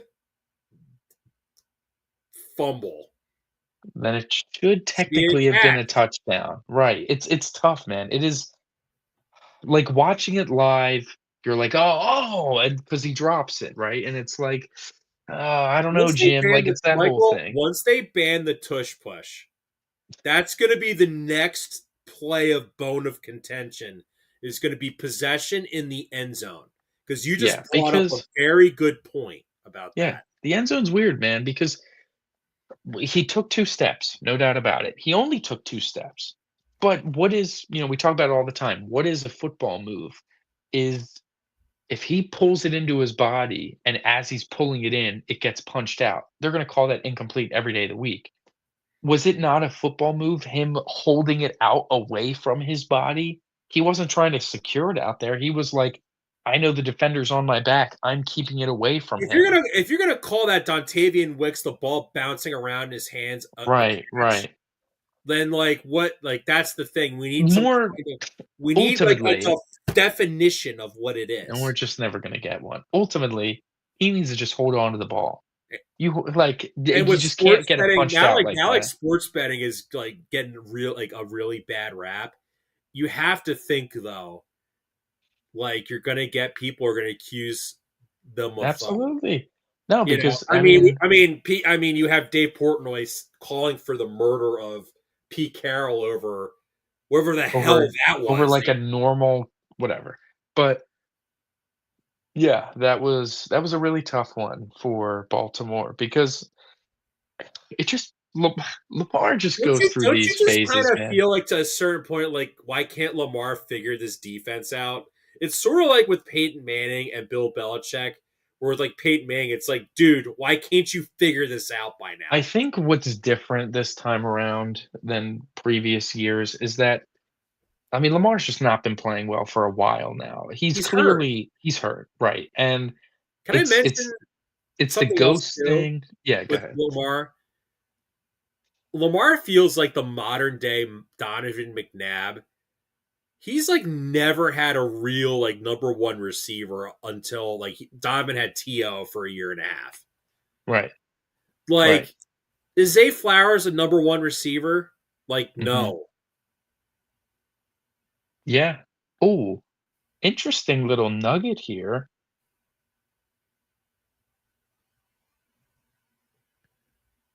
Kyle Schwarber only making 15 million in 2026. How about that? How about that? Interesting little nugget there. 30 million the rest of the I years, and almost he's said, getting a pretty fat bonus why to don't the cover it. Phillies try to defer some of this money if they're really serious about winning?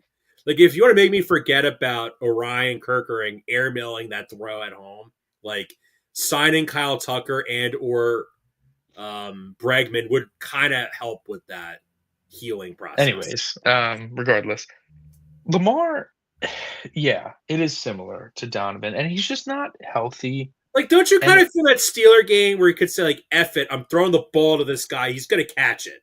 I mean, it's just it's every other year with him where he has this like mystery injury that never pops up on the report, but he always is missing at least a day of practice, and he never looks like himself. And it's just one of those years for Baltimore. I mean, this was like they went on that winning streak, not playing well. The division was kind of being handed to them on a silver platter, and kind of probably choked it up. I mean, Aaron Rodgers, I'd say, played one of his best games of the year. It kind of looked a little vintage, dare I say, and that probably just goes to show how bad the Ravens' defense is, really. But the defense on the Ravens is bad. Lamar being hurt and not playing well, they just have no shot. Where the Steelers' side of things come, Rodgers, if he's going to look like that against like an actual defense, I'm not saying they're going on a run, but they could definitely win that division and perhaps win a playoff game the way the AFC playoffs are going to be Yeah, I thought completely they were wide going to open kind of this year. turn on him when he was barking at the end of the last game. Seems like it worked. Seems like it opened things up. I think they've come, I think, like, some of those players have come to the realization, like, we're not going anywhere else. We might as well should just take it, I guess. I mean, Mike Tomlin also has a lot of respect around the league, too. And I think there is a certain.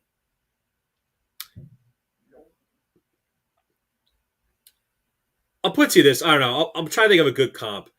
Like, him getting fired because he's been there for so long in Pittsburgh, it would kind of be like for those players, it would be like the kid that was screwing around and the birthday cake fell on the floor. Like, wow, you're the reason he got fired. Yeah. Yeah. I mean, So there, here's the difference. No like one like, I think they're according to primed Reddit, hardball. no one likes Harbaugh on the Ravens, but they Mhm. love Tomlin on the Steelers. Yeah. Yeah. All of it is very. The AFC North is a weird little soap opera, that's for sure. Are they the worst? Is But that the worst division in football? no, the NFC South is worse Yeah, I'd agree with that. by probably by a lot, This feels like at least. like an annual ritual, like NFC South garbage. To stay before we segue into the South, let's stay. You know what? We can. Let's segue into the AFC South or the NFC South. Excuse me. The Saints Bucks. That was free money picking the Saints to outright beat Tampa. I knew Dude, it.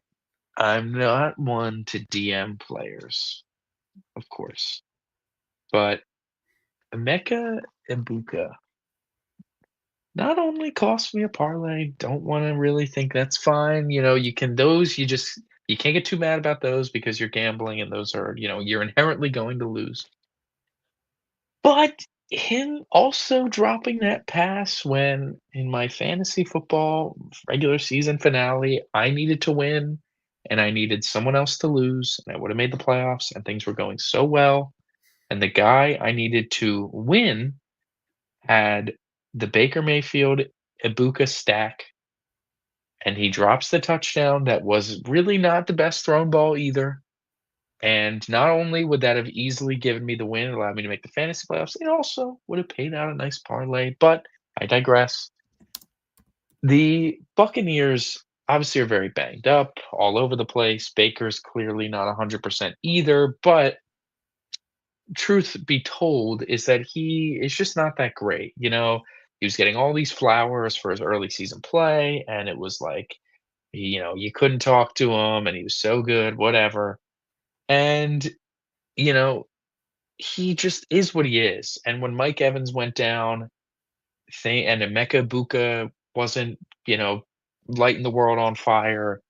He just really started to struggle, and a lot of his red flags came out to roost, and it came here again against New Orleans. He did not play a good game at all. I know the weather was bad or whatever, but Tyler Shuck, the weather wasn't affecting him too badly, that's for sure. See, And that Baker was to playing me, poorly. so I don't know what to make of Tyler Shuck. I mean, watching him play that game kind of felt like rookie Will Levis, where he looked like he had false juice. And maybe I think realistically, this is why I'm going to talk about when we do the Thursday night game. But I think that the Tampa Bay right now is they're just in a full on collapse. Yeah, they seem to be in free fall. I The mean, the defense injuries, is it and it they're very injured, but the defense still wasn't that great even to begin with. they have no And outside pass rush. And when you look at Todd yeah, Bowles' scheme, it is very much blitz dependent, but it's very much like he needs edge rushers. Like he doesn't, he only has like one, and he really needs like three. It's almost like Jim Johnson not having edge rushers in his scheme. The defense was bad, so yeah, you need to get him edge rushers, and like Levante David's ancient, like, and they have no corners. So, yeah. like what, like, and like they had their third different play caller in 3 years, Josh Grizzard. Listen, Liam Cohen got a head coaching job for what he did with Baker. So did Dave Canales. Mhm. Those two coaches look poised to win their divisions with like the most unlikeliest of teams. And, like, making their suspect quarterback play into pretty solid ones as well. Where I think Josh Grizzard, they literally were like, oh, let's just hire another former Rams guy like we did the two previous times. That should work, right? Where it's Mhm. not like you're literally just like, he used to work with McVay. That's why we're hiring him. Not like, maybe he's not the most qualified guy. Yeah. Yeah. Yeah. Or maybe Baker stinks. It's a combination probably of those two, I would say, for how bad he has been. Yeah. I mean, it's just not good, and as far as the Saints go, like, you brought up Will Levis for Shuck. I think it's better than that, and I think you think it's better False than that juice. I too. call it false juice. I think there's some we'll see. We'll see how he finishes the year. If he finishes the year strong where it's like Tyler Shuck wasn't making the stupid plays that Will Levis was doing. He's not, like, Yeah, bouncing he's like not a as fun pinball at off like 3 watching pass like. rushers and I then mean, are launching we really something 80 calling a yards guy who's got downfield. 5 tutties, 5 picks, like a 43.5 QBR? Like, oh, this guy's got juice. Like, I don't know, man. I mean, he had some juice in the rain. That touchdown run was pretty cool, but listen, the Saints are bad, and, he pulled out a nice win there, but Like, Tampa, the can I fact of say the matter, something about Tampa Kellen is Moore? Good yeah, go job ahead. on Kellen. I think Kellen Moore is definitely getting more than we expected out of the quarterback position in New Orleans. Yeah. Yeah, absolutely. Um, and, Tampa, that division, man, is very, very frisky at the moment. I hope those Panther fans place those division bets, or back in, like, October, because they play each other twice, to finish the year, and those games are honestly I'm very excited for those games. As, like, ass as the NFC South is and, like, watching it usually is, those Buccaneers Panthers games to end out the season are going to be very fun to watch. So we got 2 games left. We're going to go to what was one of the best games of the year, was probably going to be the most, like, aesthetically pleasing game of the year by far. The Bengals Bills in the perfect amount of snow where it affects the players but isn't, like, you know wrecking the entire game where you can't throw the ball in it. Um, The quarterbacks both played really, really well, Josh Allen and Joe Burrow. It was like masterclass from both of them for the most part, obviously. Two bad defenses. Yeah, two defenses that were suspect at best, and the big swing of the game was obviously some bizarre turnovers, back-to-back plays for Cincinnati. I mean, it feels like that game's over, 28-18. Bengals are up. Feels like, wow, they might, they went out. They're probably going to win the North the way the Ravens Steelers game's looking. And then Josh Allen runs a 40-yard touchdown run in that was impressive, and the Bengals are driving, moving the ball, whatever, and Joe Burrow throws a pretty bizarro pick six. Seems like he not audible, but like saw the off coverage on Chase, just wanted to get him the ball in space and never really gripped it, slipped out of his hand, and it was just picked out of the air, ran back for a touchdown. And then the very next play of offense, Burrow throws another pick, and you'd think the game was over then. And then the Bengals very quickly drive down, score a touchdown, and got this to a one possession game and had the ball. So there was an opportunity even then for them to come back again and came up just a bit short. But a really good game, really entertaining game. It just shows how good Joe Burrow is. He was making a lot of throws that were just like, wow, perfect ball placement in a blizzard to his receivers downfield. That Josh Allen touchdown to Khalil Shakir was one of the more impressive throws that we've seen all season, rolling out in the snow and scramble drill, trying to like jive back and forth with the defensive lineman in the snow, keeping your footing, and then whizzing it right over the linebacker's shoulder, right into Shakir in the end zone was really, really impressive stuff. So both quarterbacks played well. It was very entertaining to watch, very entertaining to just look at. And the Bills came out with a huge, Yeah, huge do you win. think Joe Burrow was having? Guess Joe Burrow didn't have enough fun playing the Bills. Yeah, Huh? yeah, I guess not. Could you imagine if Lamar, after that Steelers game, said, I'm just not having as much fun as I was last year?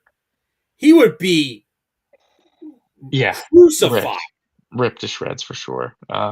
Or, if like, I don't even think if Mahomes said it, people would feel sorry for No, whoever no one said would really you know, break their stride with that. But um, the Bills, they have the most pressure, I think, in the world to make the Super Bowl at this point. You're looking at a playoffs that is probably not going to have Mahomes, it's probably not going to have Lamar, is definitely not going to have Burrow. What's standing in your way? Second year quarterbacks, your you defense is know, bad. it really almost doesn't even matter. Like they just got to find a way. Like what's standing in your way is Aaron Rodgers at 45 years old or whatever, Bo Nix, second year quarterback Drake May, whatever the hell Trevor Lawrence and CJ Stroud are. And granted, I know those teams have some really nice things about them, but it's just you got to take advantage of your chance here. And I know that team building wise, they kind of screwed up that opportunity, I but mean, they're I just going mean, to I have to just will their watched the way. Houston Texans literally beat Josh Allen's brains in. Listen, I know it's not going to be easy, but it's the opportunity is right here. Speaking of the Houston Texans, Sunday Night Football, perhaps all but did it. The Houston Texans beat the Kansas City Chiefs. I was all over this one. Um, that Texans defense is lethal. By any metric you want to look at, they have the best defense in the league. I By agree with watching the Michael. games, they have I'm the best really defense in the buying league. into. I am buying. I think I first threw it out there, and then you kind of ran with it. They do remind me a lot of the 2000s Ravens because no one during that year, not until like the end of the year, people took them like they didn't take them credibly because they were a wild card team, and like Trent Dilfer was their quarterback. Michael, CJ Stroud is a way better quarterback than Trent Dilfer, like way Yeah, better. yeah, And yeah, like Nico Collins is better than any wide receiver that Ravens team had. for The sure. question, the issue is that Woody Marks is not as good as Jamal Lewis is. It's just a fact. But here's the thing, though: is I said this at work. I'm like Patriots versus Texas potential playoff game. Oh, Drake May's great. Blah, blah, blah, blah. Like Drake May, Drake May, Drake May. I'm like, I was telling like you just watched the Houston Texans defense literally just beat Patrick Mahomes' brains in. You watch them beat Josh Allen's brains out. You watch them basically like they were literally like they were killing Matthew Stafford so bad we thought he was like toast because of his back, Yeah, no, they which were. was I not mean, true. Like remember that, right? We're just are yeah, we there were only 2 games defensively that they didn't, like, we're talking utterly about a Houston dominate. Texans defense last year in the playoffs that made Justin Herbert become like oh my god, like Justin Herbert sucks. He's so bad. Look at what he did. Like, no, the Texans have a great defense. Like, I'm not trying to like Michael. I'm not. I mean, they made Bryce Young look horrible. Wait, No, no, the how about the defense is preseason? incredible. I mean, they have, uh, Will Anderson playing at, like, a depoy level, have, like, Myles Garrett not break the sack record or whatever, it'd be like Will Anderson and Micah Parsons in a depoy race. Petrie with ridiculous plays all over the field, that crazy interception, individual effort, and then popping Rashee Rice was really effective. They can You just see when the you can meme get where they did the Sonic when he got drilled. They someone added the yeah, Sonic yeah, yeah, rings. yeah. When That was you when you can get relentless pressure on the quarterback with just your front four and the rest of your defense can just be smothering in coverage and forcing turnovers and you are getting sacks along the way. It's they're 8 and so 2 their difficult. last 10 games. I mean, they're on what, a 6-game winning 5-game winning streak right now? Like, is it 6? Like, they're peaking at a really good So time, can we and just can I just bring up when they like the Texans resurgence, we'll say. Week 4 against the Titans, they won 26 nothing. Hard to shut teams out in the NFL with the way the rules are nowadays. right. Week 5, the Lamarless Ravens, they won 44-10 in Baltimore. Week 6, they had their bye. Week 7 at Seattle, lost 27-19. I remember that game. That was a tough loss for them. It was a tough loss, and it really didn't feel that bad either. At home, week 8, Niners, 26-15. They beat Mac Jones's brains in. Week 9, at home, Denver, 18-15. Again, beat Bo Nix's brains in. They won because they got it was not They kinda got hosed, yeah, yeah, that was CJ Stroud got like destroyed yeah, midway through yeah, the game and they yeah, almost won yeah, yeah. at home against Jacksonville. Davis Mills leads a game-winning drive against the Jags we all I thought mean, that was sucked. a historic comeback that we were like, "Ah, not a great Texans defense game," but they came right back and won, it was huge Okay. there. In Tennessee, 16-13 they won. Okay, granted like the Titans blow, but It's the Davis Mills there, it's just, Davis Mills. Okay. It Thursday night football. Davis Mills again. They won 23-19. against the Bills. Week 13 at Indianapolis, where they like never win. Won 20-16. At And this Kansas week City, won against the 20 Chiefs. 10. The Yeah, no, I concern's going mean to be can they score? I mean, Michael, if you're a Denver Bronco fan, don't you feel a little bit nervous having to play a revenge game against them in the playoffs? if that's the one team I'd wanna avoid at all costs in the AFC. There is no team that can confidently say their offense is good enough to just be better than their defense. Like, every game, if I like, the only team that I would say should be like, "Okay, I feel confident, we can do this," is the Broncos. Like, as much as I'd be terrified that Bo Nix is gonna just lay a garbage egg, at least I know that their defense can is the only one that can really hold a candle to the Texans defense in terms of just matching them, and you gotta get out of there winning an ugly way, like they did in the regular season. They won 18-15. That was far from pretty. Stroud's got 2 playoff wins under his belt. It's not like he's this bum. No, but it's just the Texans' offense isn't it's still not great. Like, it's figuring some things out. The offensive line is gelling a little bit. They You look know, like they're Stroud's getting playing better better. every week. It is. It's getting I don't think it's ever gonna be great or even good to say, but their defense is just so good that it might not matter. Like, I think And what's gonna happen. This is what I think is gonna happen is they're gonna draw. Who's the second best team in the AFC? like Denver, New England is gonna be the 2 seed. If they I like, mean, first of all, I think the Texans are gonna win the division. I think they're gonna oh, steal it from Jacksonville. I mean, they're you look at the standings out could you there, imagine if they they're got to play the Chargers again and they just I literally mean, the just Texans are a game behind, uh, Jacksonville, and the way it's gonna be, they're probably gonna be either the if I had to guess, I think they're either gonna be the 3 seed or the I'll give them the 6 seed, the 3 or 6 seed, and, you know, whoever they end up playing, they might just play Jacksonville in the playoffs, and that'll be a really fun one. But yeah, Houston's scary, man. Houston is definitely scary. I think they could definitely make the conference championship game at least. But they can go on a run with that defense.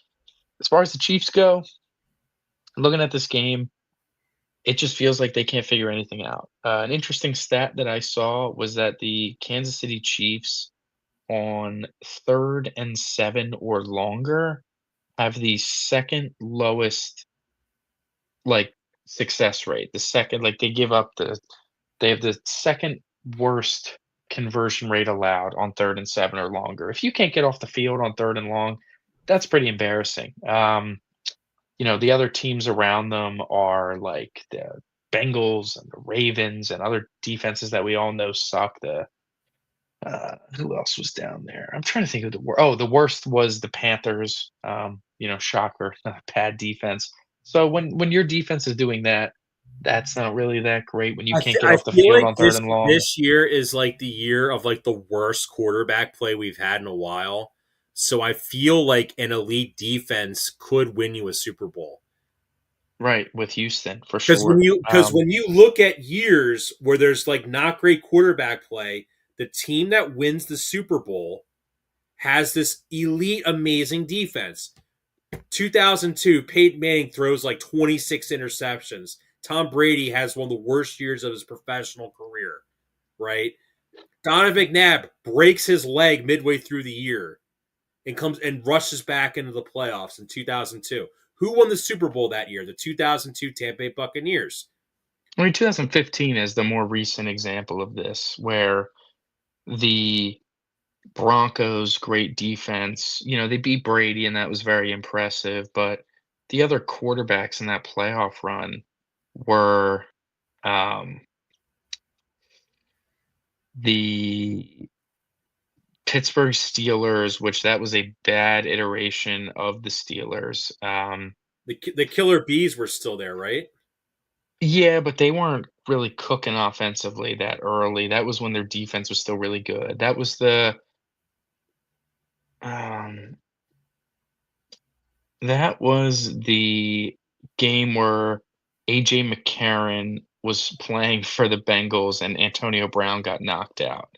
Um, the Chiefs beat the Texans where Brian Hoyer was the starter against Alex Smith of the Kansas City Chiefs. So the not great quarterback play right there. Um, the Seahawks, you want to look at the NFC. Obviously, you had Cam Newton MVP level, but you had Seahawks Vikings. Russ was good, but that was a down Seattle offensive year against Teddy Bridgewater.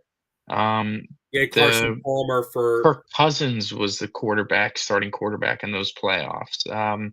Carson Palmer, yes, of the Arizona Cardinals. So, yeah, the quarterback play in the playoffs was not super scary, and they went on and won. So there's no reason why the Texans can't replicate that for sure. But to finish up with the Chiefs, when your defense can't get off the field, that's not a good sign. When your offense seemingly is dropping like everything, you know, Rasheed Rice had some big drops. Travis Kelsey has had multiple drops this year that directly have led to interceptions.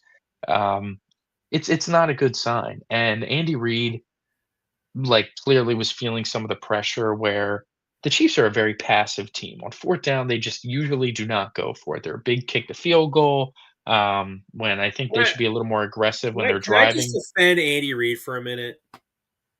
Go ahead. Like, are we really like Andy Reid can't make mistakes? No, I'm not saying he can, I'm just saying when you're in a game like this and you have a 4th That and 3 at roster sucks, dude. yeah, but That listen, Chiefs when you have roster. 4th and 3 at midfield and you decide to punt, but then you have 4th and 1 at your own 30 and then go for it, I have to question your decision making there. Why, like, Oh either wow. go for it Well, both yeah, Andy times. Reid. Well, Andy Reid, has never been lauded I mean, for the his. one 4th down against the Eagles, deep in his own territory they didn't get. He's just been it's making the wrong decisions on 4th downs. It's being passive when you should probably be a little more aggressive and then being The kinda Chiefs. stupidly I think aggressive. the 2026 Chiefs are going to have.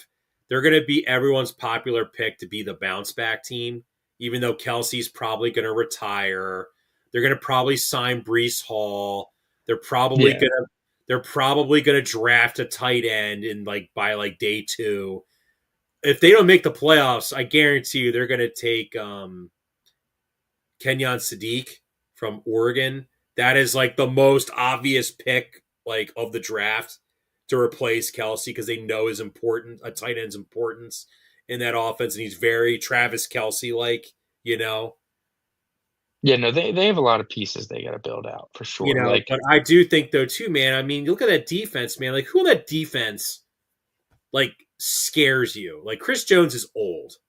he's still good, he can't do it every play. If he's not Right. getting that He's big no, play on 3rd down, it's not he doing is like anything. 2021 Fletcher Cox. It's just He's like still great, when but you he has to can't be rotated get the out. big play on 3rd down, like, it's not pointless, obviously, but it's like, he'll make 2 great plays, now it's 3rd and 9, and you're giving it up, and it's like, "Okay, sorry, I didn't get, you know, 3 straight quarterback hits in a row. My bad, guys." Um, Trent McDuffie has been kinda banged up a little bit and struggling. He seems to be having he's just a lot of pressure on him as, like, the only guy you really love on that Their secondary, and, safety like, play stinks. Nick Bolton peaked in the Super Bowl, and, like, Leo Chenal is all not all that good. There's just a lot of guys that I think they thought were gonna be better, Leo Chenal, George Karlaftis, and they're nothing more than just, like, fine, and they have a bunch of fine players, and their stars aren't impacting the game the way they used to, and they still just haven't fully I know they won Super Bowls, but they haven't recovered fully from losing Tyreek Hill on offense either, and, like, Dude, eh, it kind of does feel like they're heading towards the route like the post 2004 Andy Reid years where it's like they've got fine players, they're going to win 10 games, but they're going to get out talented in the playoffs. the way it's gonna go for them for at least the very near future until they really start hitting, like, multiple drafts in a row or making these big wielding off-season moves is that their success is just gonna be, "Okay, how far can Mahomes drag us? Can he find a way to win these games and whatnot?" And it's like they're doing the whole limiting possessions thing again because that's kind of what their MO is because they can't really hit the big splash plays, but their defense isn't creating the turnovers or getting the big stops anymore that they were able to get the last, like, 2, 3 years or so that were leading to all these one-score victories. You know, for a game that Mahomes threw 3 interceptions in, it just didn't feel like that bad of a game, and the Chiefs just didn't feel like they were even like, they were close, but didn't even feel that close, like, they really didn't feel like they could do it. Kareem Hunt drops a pass that could have been a touchdown on 3rd and 2, that then they go for the field goal. Butker's missing kicks. It's just nothing's going right for them, and, they're probably gonna miss the playoffs because of it. They're probably gonna miss, which is it's crazy to think about. We all thought they were eventually gonna come back down to earth, but I just don't think we thought it was gonna happen with a healthy Mahomes, and they just outright missed the playoffs. Well, that leads us to Thursday night Yeah. game. The final thing we wanna do is pick Thursday. We have the Tampa Bay Buccaneers hosting the Atlanta Falcons. Falcons 4.5 point underdogs on the road. People still trusting Tampa here and picking them. Yeah, I think that this is my. I'm gonna first off. I'm just gonna say it right now. I am taking the Atlanta Falcons. Number one. It's I don't care, honestly, Michael. John, if the splits were more people betting Atlanta than Tampa, I would take Tampa. But the fact that people are still getting in bed with the Buccaneers, I think I gotta fade it, dude. I think I gotta be with you here and pick Atlanta just because the Bucks are in free fall, and, like, it feels like like, Mike Evans is gonna be back. Is Emeka Egbuka gonna have 100 receiving yards and 2 touchdowns the week that everyone in fantasy decides to bench him? Maybe. Maybe he is. Are we really banking on Kirk Cousins being able to put together an effort that keeps this to a one-score game? I mean, the Falcons, John, they just got railed, um, they just got railed by the Seattle Seahawks 37 to 9. 37 to 9, John. They got absolutely This is, but destroyed. this is kind of my reasoning though why I think Atlanta can win this game. Buccaneers defense is terrible. It's not So I great. think you're going to see you're going to see potentially cuz I think the Falcons defense can keep this close. You're going to see like 40 touches split between Algier and Bijan.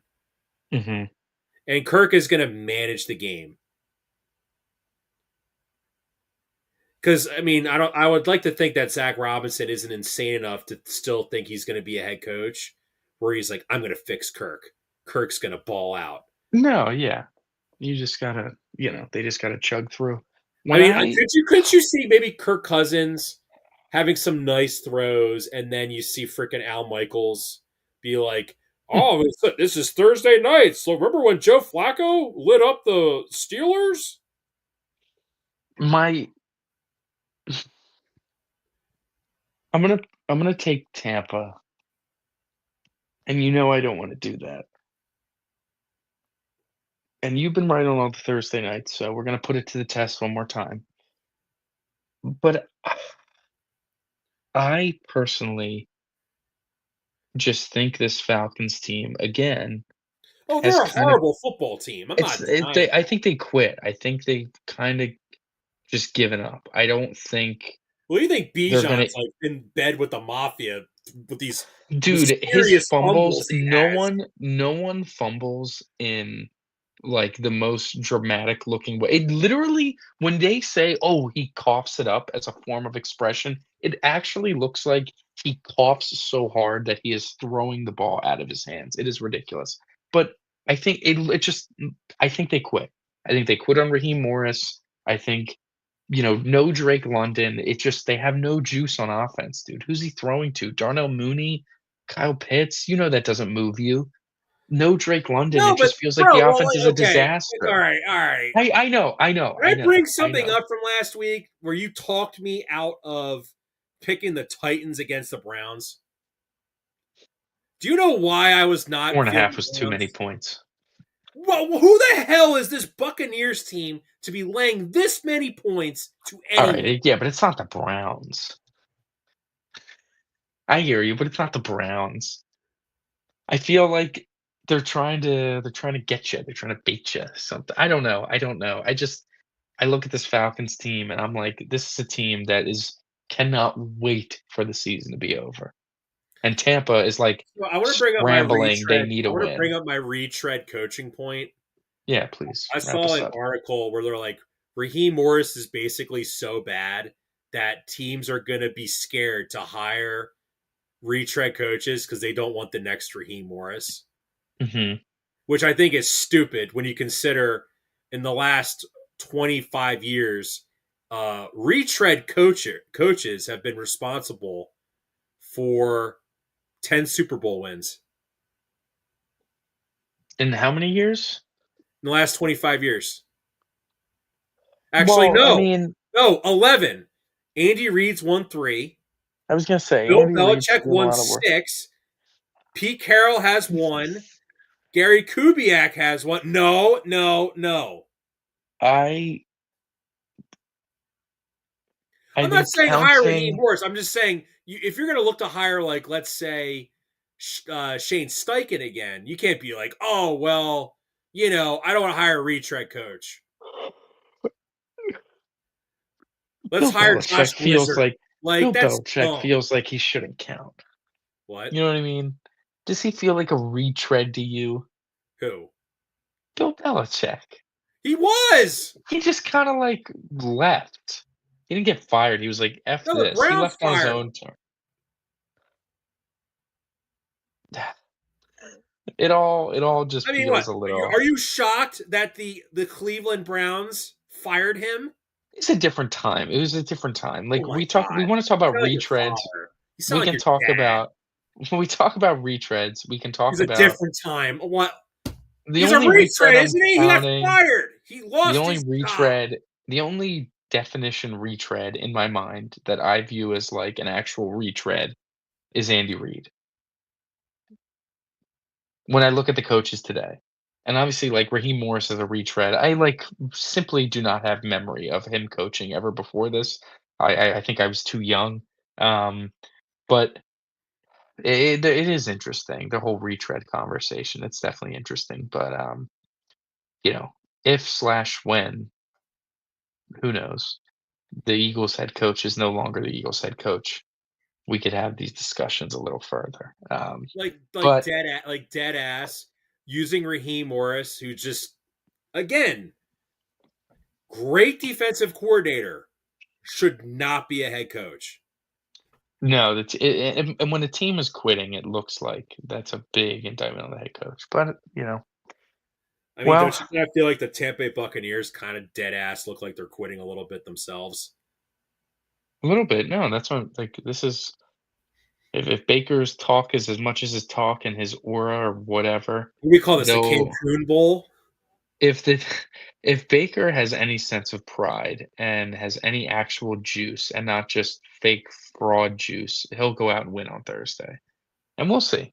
We'll Man, see. But I can't. So I'm gonna get a text tomorrow night around like 11, like quarter to 12. You're gonna be like, John, he is so bad. He is so. I have what when he takes like 8 sacks. it's gonna be his like second pick of the game that like seals it, and I'll be like, You're gonna be like, wait, John, I forgot Jesse Bates is like an elite safety. Oh wow, John, where was this yeah, AJ Terrell all season?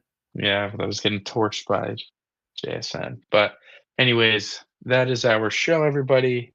Schwarber's back, and that's all that really matters, right? Whoever's taking So deferred money, we're signing Kyle Tucker. yeah. Anyways, we'll catch you. We'll catch Take you it next easy, time. everybody. Have a good night. We are part of the Fired Up Sports Network of shows. Please check out other Fired Up Sports Network podcasts like the P-Lot Pod, Water Cooler Talk, Bell Smashers, Philly Sports Love and Pain, Drunk on Broad, Beer Battered Sports, and the Fired Up Sports Show, which are available on all major podcasting hosting sites and social media. Also, check out Mark Ramos' Roundup on firedupsports.com, which breaks down the happenings going on with all your favorite local teams.